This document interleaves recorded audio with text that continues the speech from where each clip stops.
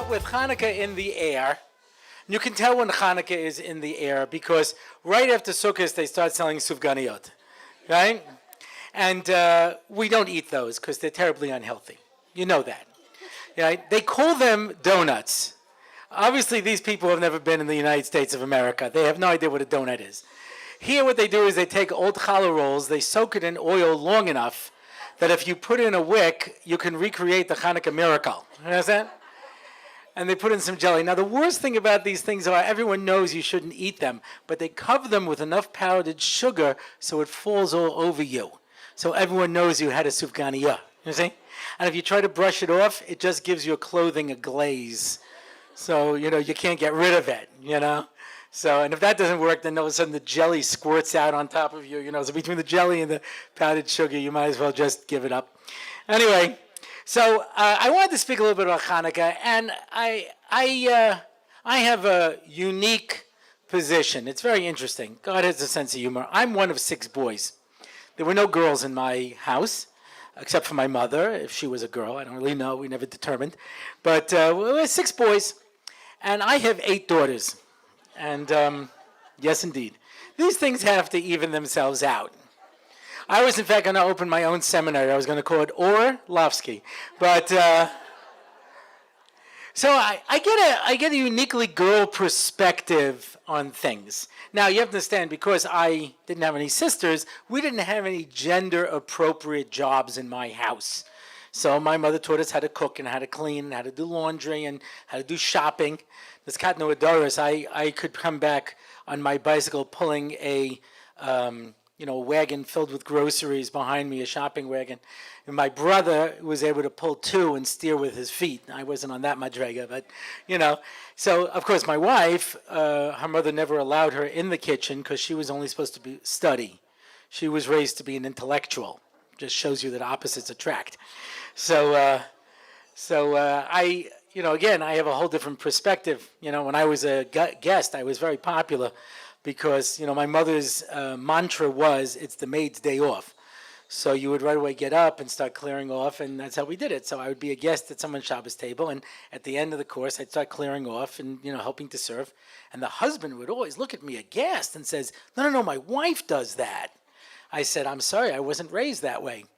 And I noticed the wife almost never complained, She seemed pretty okay with it, But so you get a perspective. And one of the things I've noticed is that a lot of Yahadus is geared towards men, and women are sort of an afterthought. Now, this is not meant to be anything other than that's just the way society usually goes. There was somebody in the Torah Masorah Convention who gave a whole speech about this once.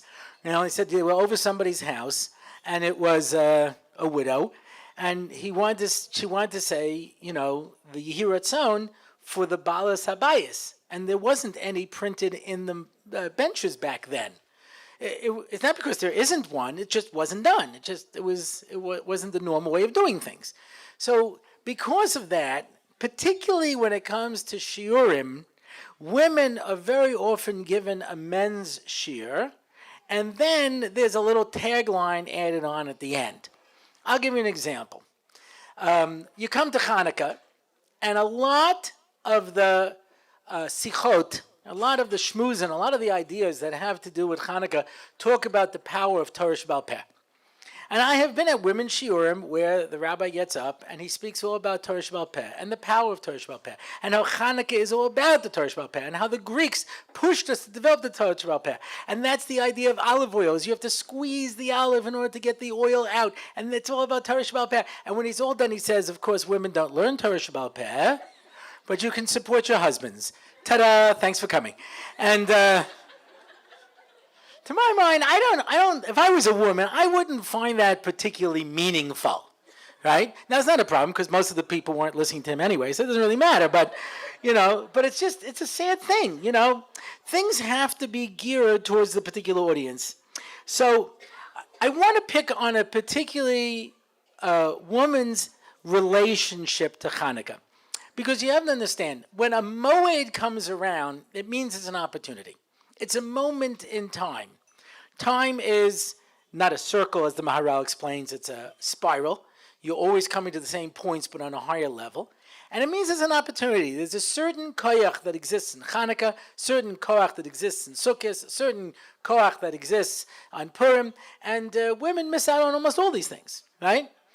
Because Purim, women are basically trying to keep people from throwing up in their house, right? Sukkot, you're sitting in the house while your husband and 2 sons are crouched on the little half sukkah on the mirpeset there under the people's drying clothing that's dripping down on them, you know what I mean? Or you're in the house, you know. You miss out. Simchas Torah is that joyous time where you get to watch the men dance with Torahs. So, you know, so for a lot of things you get left out. Now, this is particularly interesting when you come to Hanukkah.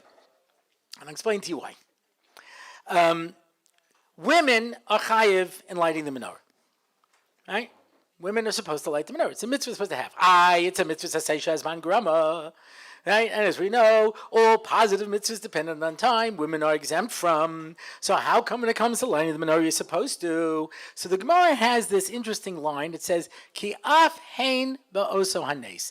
They were also in the miracle. Now, if you read that line, you would say, once again, the women are sort of an afterthought. Yeah, they were also in the miracle.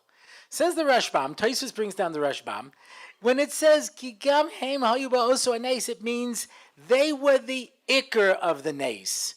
Therefore, when it comes to the mitzvahs of Pesach, the Seder, and all of the mitzvahs that go with it, they're chayiv. Why? Because the only reason we were redeemed from Egypt was because of the Nashim Sidkaniyos, because of the women. And that's the only reason we have Pesach. So of course they're going to be chayiv in it. They're chayiv in Mikra Megillah. Women have to go to the Megillah reading. That's where we have all that wonderful experiences, you know, where, you know, you have to have 2 minyanim. You know, first like the men go to shul, and then they have a women's reading, you know. When we were first married, I used to tell my wife, you know, we had small children. I said, listen, you go to the main minyan. I'll go to the ladies' minyan. Because they always like to have a minyan there, and most of the men don't really volunteer. And I'm willing to volunteer to be for the minyan. I pulled this off for about 5 years till my wife figured it out. You see? Because when you go to the main minyan, that's where all the children are. And they say, Haman, and the kids are banging and screaming, you know, and they've got these gigantic groggers, grog, grog, grog, grog, grog, you know, and they have these air horns, and explosive devices, M16s. When you're halfway through the Megillah, you don't care about Haman. You want to kill that kid. You understand? You go to the women's laning, they go, Haman. So my wife figured it out. She says, that's okay. You go to the main minyan, I'll go to the ladies' minyan. So, what a scam. It worked for a while. But anyway, so why are women mechayev in that? Because of Esther. The whole nace came about because of Esther. So you're going to say women aren't chayev in it? And says the Rashbam, and by Hanukkah, it was Yehudis and the Bas Kohen Gadol. So it's not that women are an addendum. They are the main miracle of Hanukkah, and I will illustrate this with a very interesting halacha. When you light the Neiros Hanukkah, there is a halacha. Women don't do work for the first half hour. Women don't do work. They don't sew, they don't do whatever it is. They don't do certain work during that half hour. Men are allowed to. Men are allowed to. I asked this once to a group of ladies, why do you think that is? And they said, because men never do any work. So you don't have to make a halacha for that, you know what I mean? Okay. That's definitely one approach. Pashtus, if there's an Isser Malacha, it means that there's a higher hargosha of the Yom, Lidugma, right? Shabbos is the most Kodesh, it has the most Isser Malacha. Yom Kippur is the next, it has the next highest level of Isser Malacha. Yontif is next, has the most highest Isser Malacha. Chol HaMoed's next, has the most, right? Like that. If there's an Isser Malacha, it's more of a Yontif. For women, Hanukkah is more of a Yontif than it is for men, because they have an Isser Malacha. Men don't have an Isser Malacha. So Hanukkah is very much a woman's holiday. I mean, it's hard to believe, because you don't really get that, yeah? So here's the interesting thing. Let's give a little twist, yeah? Here's the halacha. If you have a husband, you don't light the menorah. Your husband lights the menorah, you don't. Isn't this interesting? Women have a greater hargosha of hadlokas neiros than the men do, but they don't light it. The men light it, and yet they're the ones who appreciate it more. Now, astounding concept, right? Why is that? So let's understand the concept of Hanukkah. I want to pull out a very, very arcane halacha.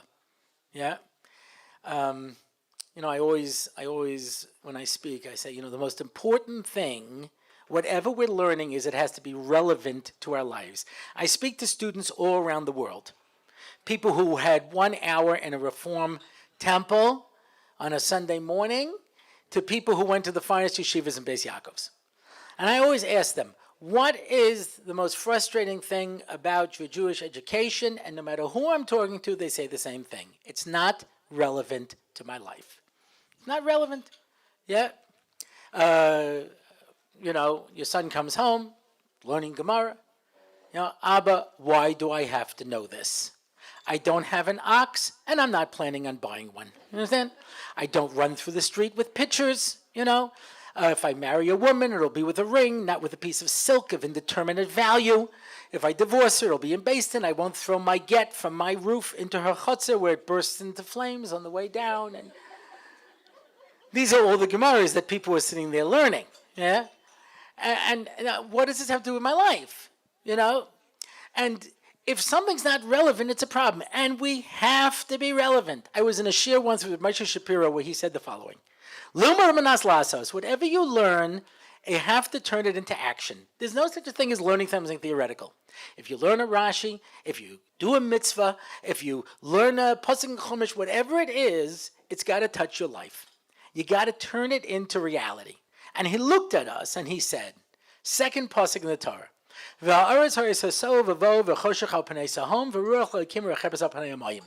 and the world was emptiness and void and darkness upon the deep water, and the Spirit of God hovered above it. And he looked at us and said, what's the la'asos of that pasuk? How do I turn that into relevant lamaisa in my life? Forget about the answer for now. We're a little pressed for time. Yeah? But the question is, it can't be that I'm learning something that doesn't have direct relevance to my life. So therefore, if there's a halacha, men light the menorah, women don't light the menorah, but women don't do malacha, there has to be a reason behind it. Yeah? So I bring you a rather arcane halacha. Yeah? I have an apple on a tree, and a dead sheretz, which is our usual example of something that's tamei, touches that apple on the tree. Is the apple tamei, impure, or is it still taha? Is it still pure? This is an all play. Is this the English-speaking group? I just realized. Oh my gosh. It's pure because, no, not because it touched it. It's attached to the ground, and it's attached to the ground. It doesn't become tamei, right? Beautiful. I pull the apples off the tree and put it in a basket, and a dead sheretz touches it. Is it tamei? No. Why? Because there's a halacha, an arcane halacha. It first has to become wet on purpose, right? Wet on purpose. I take Tropicana Pure Premium Orange Juice. Those of you who are from America, please just take a moment.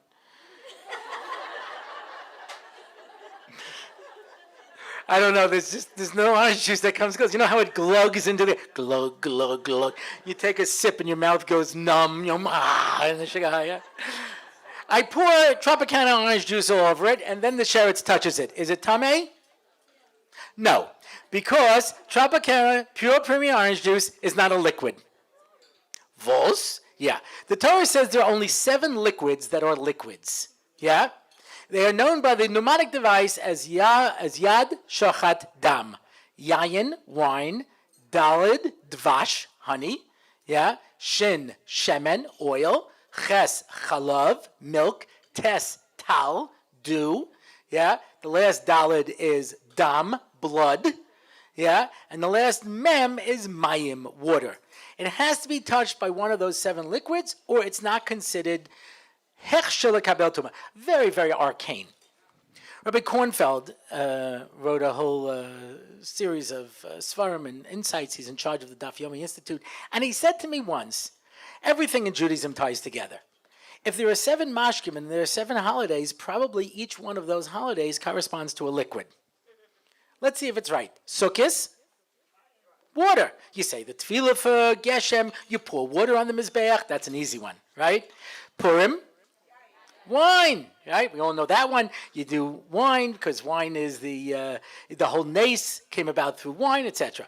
Hanukkah, olive oil, right? That's an easy one. Notice the two Dirabanan holidays, Purim and oil, have two liquids that you have to make, man-made. You have to squeeze them to produce them, right? Okay. Shavuos, milk, right? Cheesecake, we know that one, right? Rosh Hashanah, honey, dip the apple in the honey. Have a sweet new year, right? Okay. Pesach, blood, right?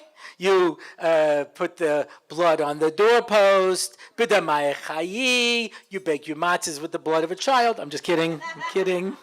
This is being recorded. It's a joke. It's a joke. We don't really do that. I was at the Council of the Elders of Zion, and we outlawed that, so it's not happening. Anyway, but that's also a joke. That's a joke. Anyway, sometimes I'm teaching and girls are writing down. I said, no, it's a joke. Don't write that down. Anyway, and that leaves Tau due for Yom Kippur. Right now, I have a share on each one of these things, but I obviously only want to focus on one. Olive oil. What is special about olive oil? Well, you squeeze it, but once you've got the olive oil, you know what's unusual about it as opposed to the other liquids? It floats. It does not mix, right? Hence, a little tidbit for you since I did do cooking. Yeah, the proper way to make a salad, most people don't know this, is first you prepare the greens, you tear them, you don't cut them, you tear them into pieces, and then you prepare your salad dressing. But first you add the oil to coat the leaves, and then you mix up the other ingredients and accrue it and pour it on top, right? This is the fairish joy of cooking. I mean, I'm not giving you any chidushim here. You know, so that's oil doesn't mix, and that's why when you see, you make your own salad dressing, you mix it up, and you see slowly the oil flows to the top. Why doesn't that happen with commercial dressings? Xanthium gum. In case you're ever wondering what that's doing there, it's to keep everything glued together. Yeah. Anyway, this way you can chew your salad and blow bubbles. Anyway, so oil doesn't mix. Now, isn't this interesting? What was the entire theme? You see, Yavan was a strange bird when it came to Gullus. Everybody came to Gullus, and it's called one of the Arbagolius is Yavan. They destroy the base of Mikdash and they send us into Gullus. That's what they do. Or they don't let us rebuild the base of Mikdash. They keep us in Gullus. That's what Bavel did. That's what Rome did. That's what Paras and Modai did. Yavan didn't want to destroy the base of Mikdash. They didn't want to exile us. They wanted to usurp it.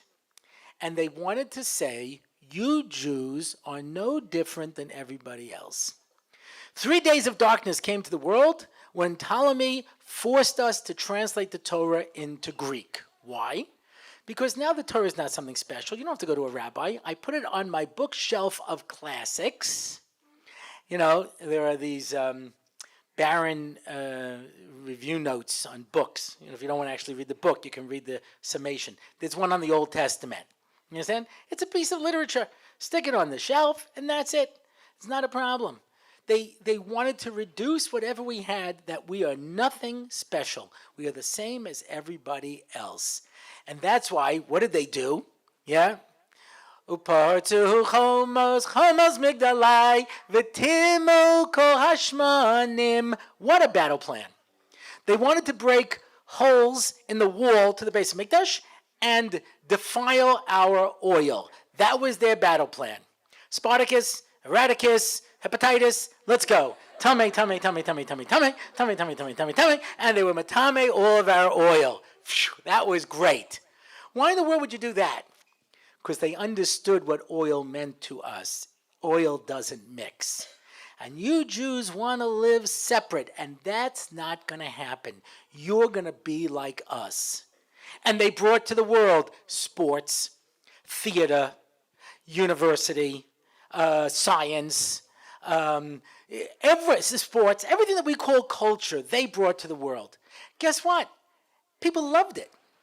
Everybody was being sucked in. They were becoming Hellenists. There was a very small group that were opposing it.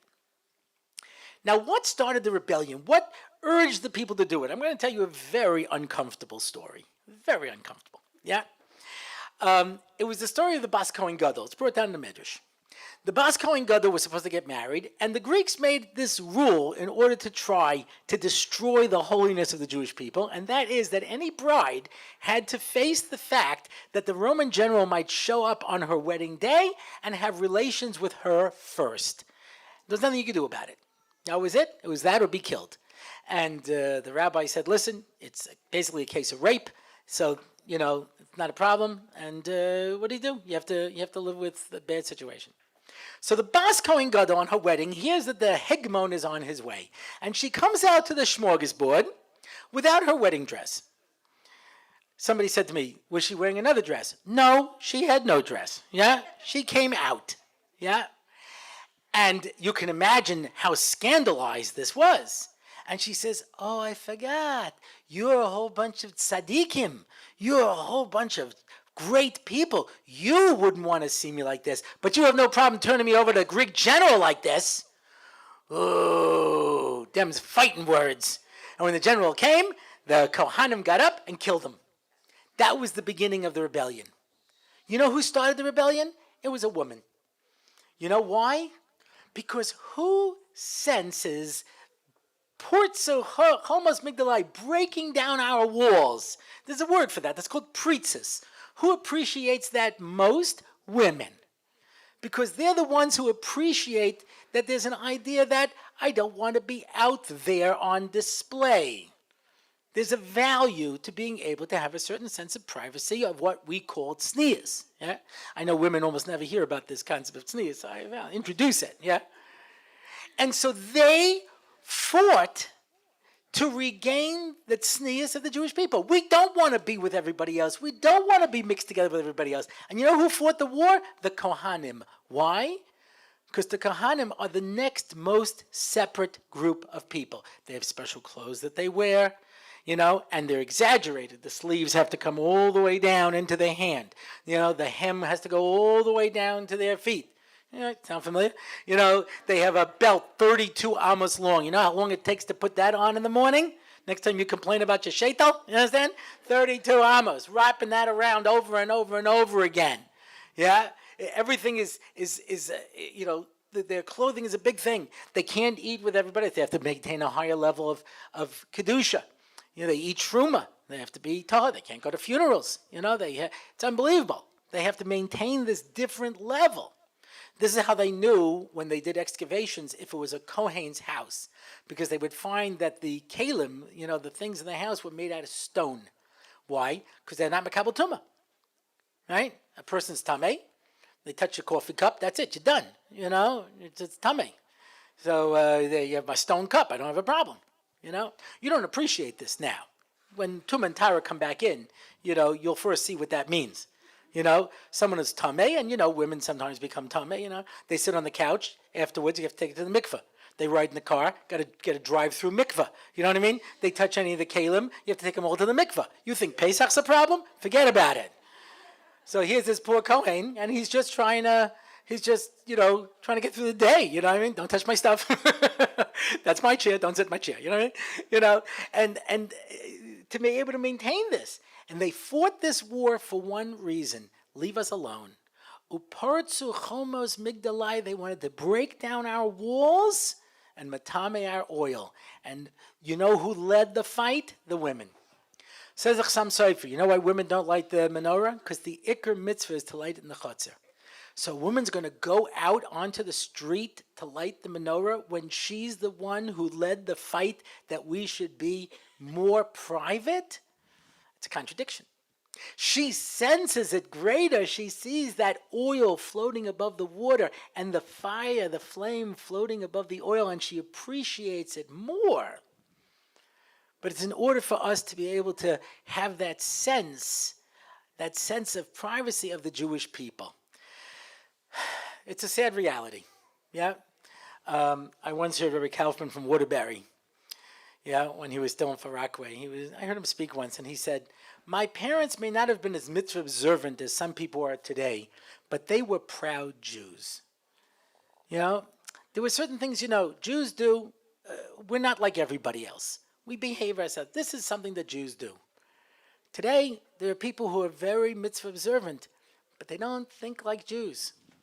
that inherent holiness, that inherent purity that always defined the Jew. They keep the mitzvos, yeah? I had a guy who said to me once, he says he had a student. The kid says, Rabbi, I don't know what you want from me. Yeah? I just want to go into my father's business and make a lot of money. I want to marry a beautiful girl, buy her jewelry. I have his number if you're still interested. Anyway, I want to go away on vacations. I want to have a big house. I want to drink fine wine, fine scotch, eat in fine restaurants. What's wrong with that? And I'll also learn, and I'll also, have a daf yomi. I said, there's nothing wrong with that. It's the perfect life if you're not Jewish.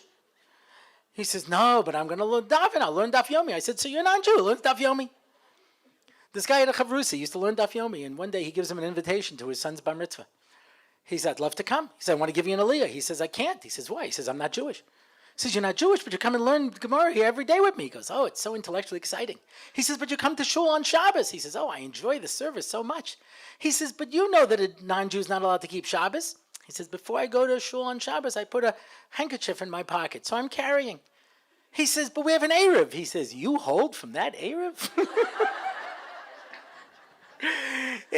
So you're doing mitzvahs. But it's a mindset. Hanukkah is a time, especially when the rest of the world, with all their lights and all their sales and all their excitement is going on. And we sit with our little candles, the little flames flickering, and we look at that and see how the oil doesn't mix.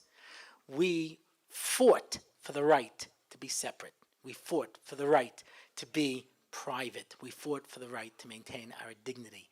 That's the power of Hanukkah. When a woman walks into Hanukkah, she sees that menorah and knows how she was moise nefesh, what she went through to get this, and understands the power of Hanukkah that much more.